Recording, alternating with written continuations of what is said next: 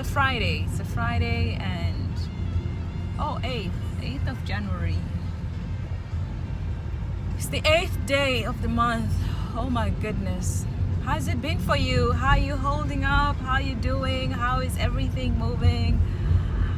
Yeah, I am grateful for all the things that are happening to me. I am telling you, things are moving just too fast, no enough time. I just can't imagine for someone out there who probably has less or few responsibilities and they don't have to care about a thing except maybe to eat and sleep. I don't know, man.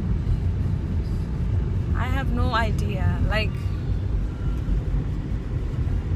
I don't know what's that. How does that like? I wish I get to experience that sometime in my life. I really, really looking forward to that. Really. 2020 hasn't really given me that time. 2021, I don't know.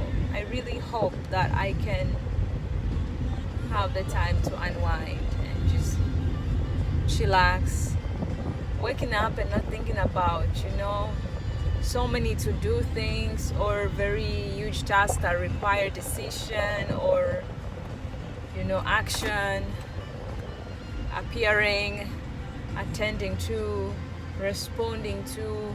My goodness. Yeah, thank God for sleep. It's one thing that gets everything together in terms of providing the balance.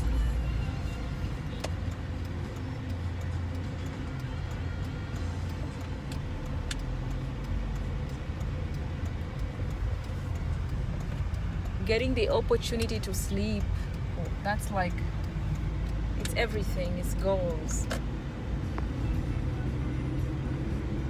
So I'm grateful for sleep. Other than that, when you're up and running, it's hectic. It is. But it's all for good. That means things are happening. It's good things. And so with that comes gratitude. Because, to whom much is given, much is required. So when more is required, that means more is given unto you. And so you need to just give more. I believe that makes sense, right? That makes sense. So that is it. I had a great start of the day, by the way. I had I was invited to be among the panelists for this program. Is the women, what is this? Is it African Women Academy of Women Entrepreneurs? Yeah, something like that. So they've been training women in Kenya, like different counties in Kenya, virtually on entrepreneurship. And they had some sort of a virtual session, So it was more of Q&A. We were, how many panelists? 3 of us women, and we're sharing our experiences around issues, and it was really interesting. So I was invited to sit in and share more about capacity building, skills and training, in as far as women are concerned. So it was interesting, engaging and relating to them. And it's kind of, the Lord putting together things for me, meaning that from 2020, I've had a lot of platforms that really support women, including myself. I've been supported greatly. I've been a part of networks that support women. And so I've also, I've been exposed to, I can't say that I've really been invited to speak to women that much, not really, but I really, being involved that much to women, focused programs really got me into wanting to do more for women. Yeah, so it's really powerful. It's really powerful. I'm looking to build more networks of women who are doing things in business, in career, but also beyond, like how we can grow together, how we can be part of building capacity or just inspiring them in some kind and all that. So it's a whole thing on its own. If that makes any sense. So yeah, so that's where I believe God has taken me into that direction.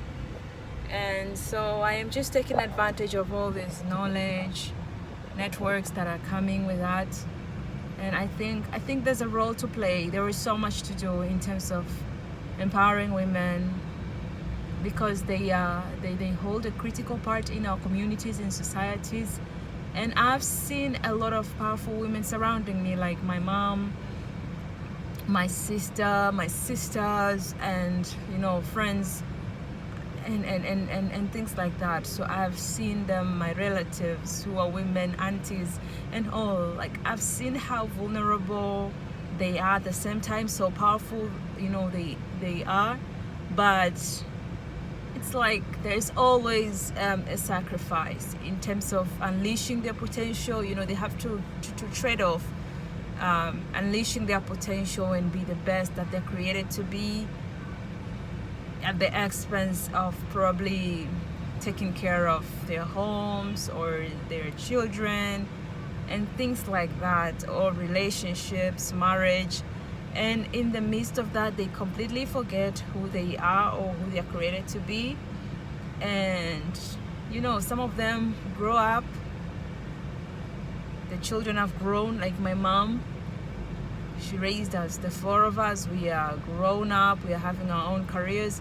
She's not just at home doing her small projects, but because she's retired now and she's done raising us and stuff like that. But it's like now she's just going through that journey of self-discovery and things like that. So I think that should be hand in hand.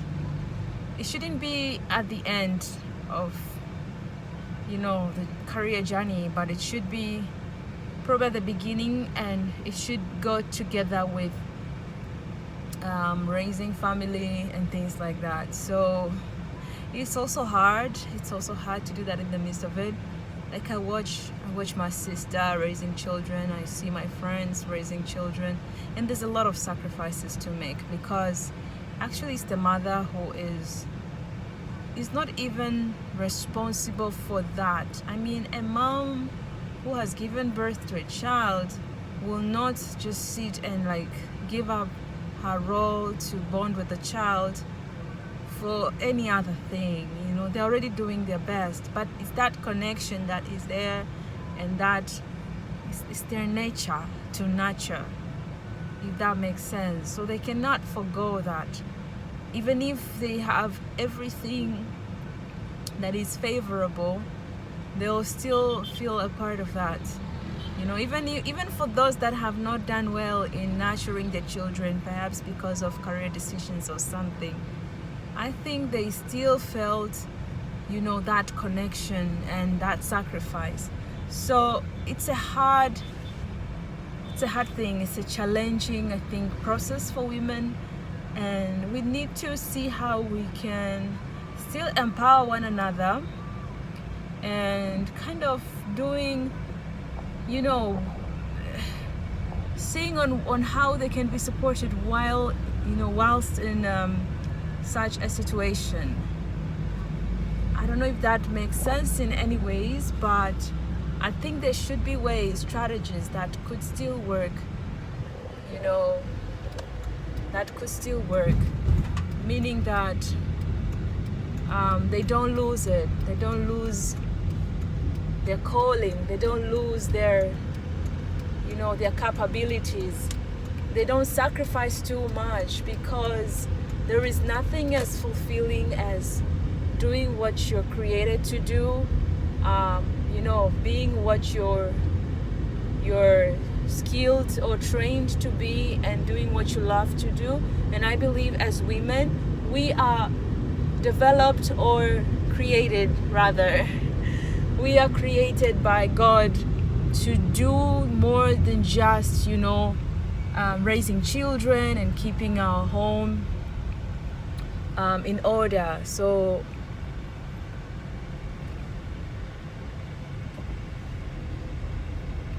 okay, there's a bit of jam here, but thank God I'm moving. I had to get out of home.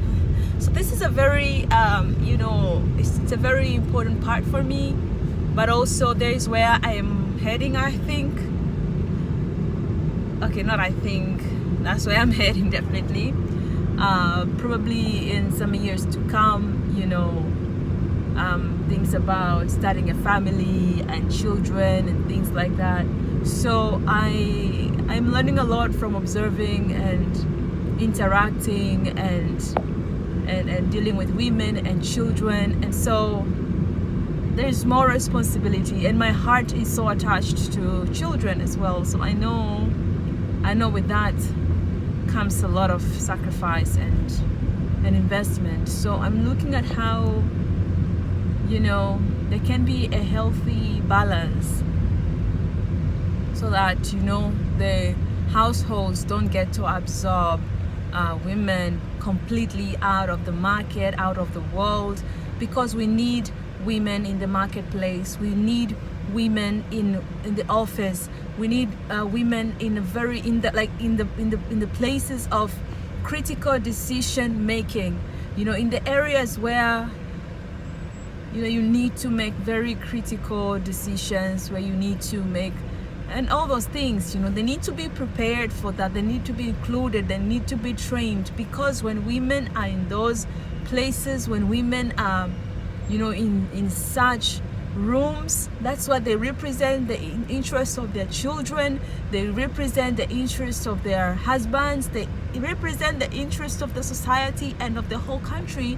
Because actually that is what a woman thinks. A woman thinks generational. She doesn't think just like as a household. She thinks generational, because she knows what it means to raise another being, to raise a family, and a family's family. And you find a woman is so attached not just to herself and her nuclear family, but she'll be attached to like cousins, like my sister's children are my children. I don't have children of my own, like my womb right now, but I can tell you that my sister's children are my children 100%. My brother's children are my children 100%.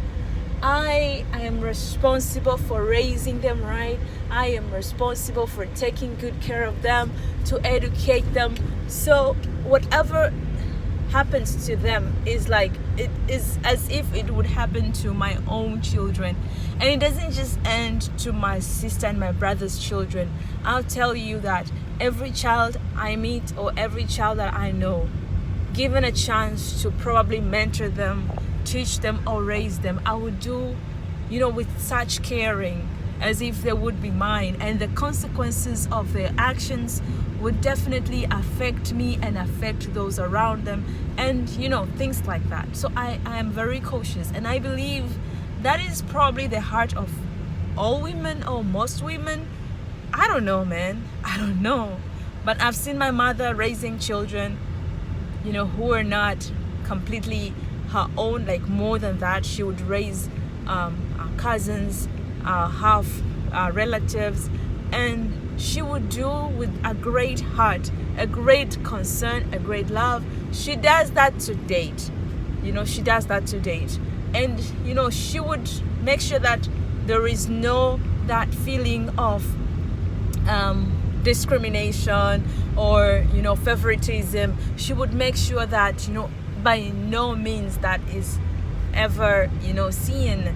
And so I think maybe I don't know about other women. I would like to think that they're like that, but maybe not all, because before we possess any gender, we are humans first.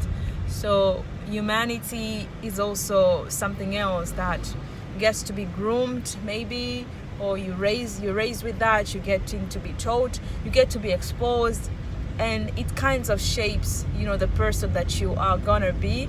So you can have a gender, but when it comes to humanity, probably you don't carry such traits, and so a lot of consequences. But I would really like to believe that most women have that kind of mindset.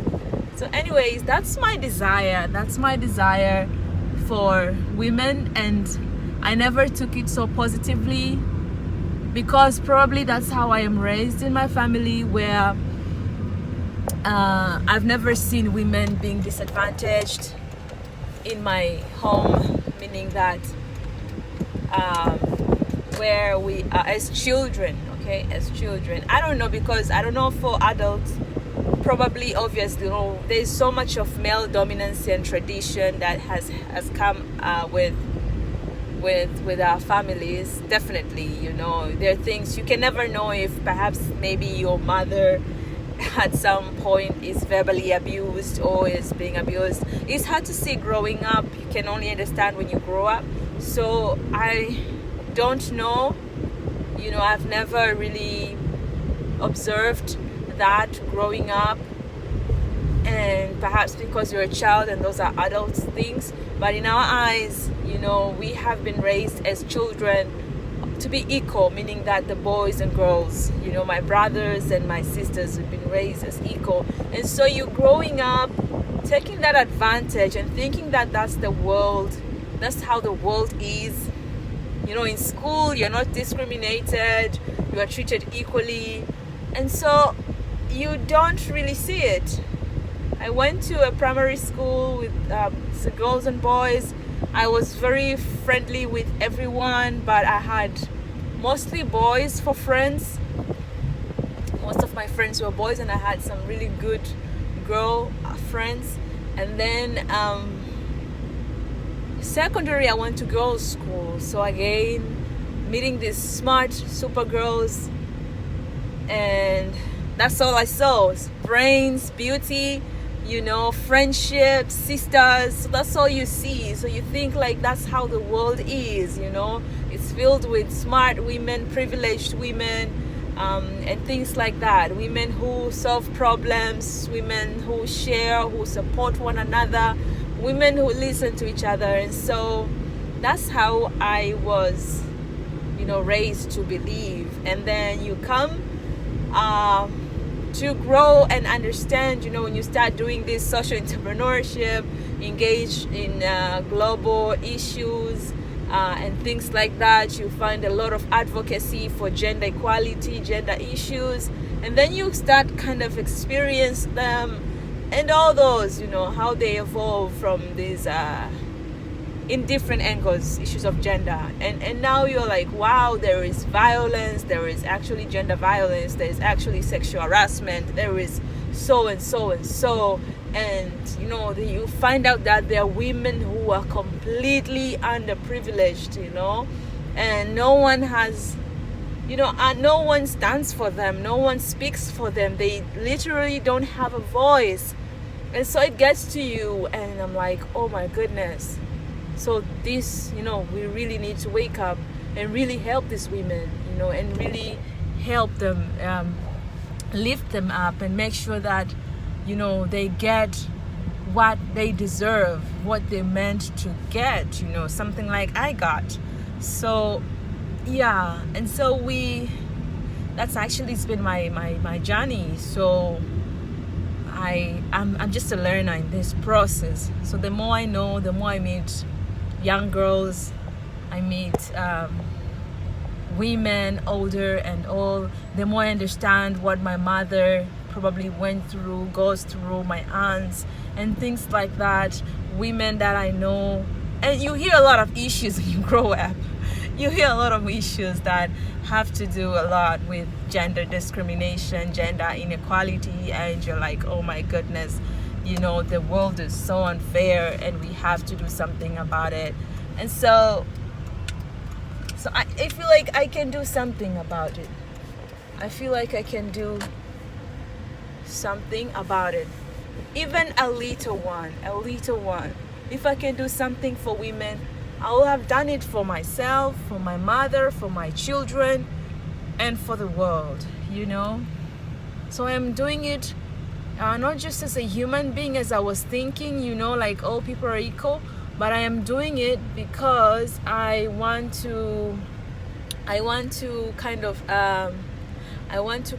you know, represent women in a very intentional way, you know, I want to be a bridge to other women in any way I can. So if I'm in business, I am in entrepreneurship, if there is anything I can do to support them so that they can cross over, you know, be my guest. If I can, I'm in education sector, if, you know, there's a young lady, I am to teach, to help, to support, to counsel in any little way that I can, you know, be my guest. So that's how I take it now, you know. For now, there are 2 clients, you know. I'm very observant. Before, I wouldn't care if, you know, let's say I'm having a class and it's like, maybe it's of 10 people, men at 9, the woman is 1. Well, I would be a little concerned, but it wouldn't be a big deal, you know. But now I would really raise an eyebrow. If there are more women, I would rejoice, something like that. But again, at the same time, you know, we shouldn't leave the men behind, because once the men understand, the men also needs to be a part of the process, and that can't be stressed enough. So I am blessed enough, by the way, to work with good men, wonderful men who take good care of me so very well, you know, in every good way. So there's so much respect, and I'm treated as, you know, I'm treated like a queen, I must say, with all my boys, my men that I've ever worked with or been with before. So I am grateful for that. I've never in any way being felt, you know, humiliated, violated, or something like that. I don't recall. So I am so grateful, because that gives me hope that there are good men out there, and that, you know, the more we work with them to solve women issues, it's just gonna be amazing, because those are the fathers and the husbands, the mentors of these women, and we have to make it, you know, they're also mentors of the boys. So, you know, they're setting the right examples. They're few, I think they're getting even fewer, but we need to include them in the process, if that makes any sense. So anyways, I didn't think this talk was gonna come through this way. Oh my God, I can be so unpredictable. I mean, it's not me, by the way, it's the Holy Spirit in me that kinds of takes these conversations in a very weird direction. So I didn't think that this video would in any way get to this point, and I am so grateful for that, and I am glad I have shared my thoughts about it. So here is to 2021, day number 8, and it's gonna be more for women, anything for women, to empowering them, to uplifting them, to being there for them, and to, you know, entrusting them with much, because with much they can do much. So my love to all women. Yes, you can. Keep at it. It can be crazy. I would like to talk more about it, but not right now. But you're complex beings, but you're also super dynamite, powerful, phenomenal women. So keep at it. Move the world. You know, I am cheering you up. Felicia is cheering you up. Felicia is cheering you up. And Felicia is inspired by you in any means, you know, in every means. And this is to my sister, to my mother, to my friends who have been sisters, to every woman I meet. You're awesome. Keep on being awesome. Thank you. Bye bye. Why do I put stop?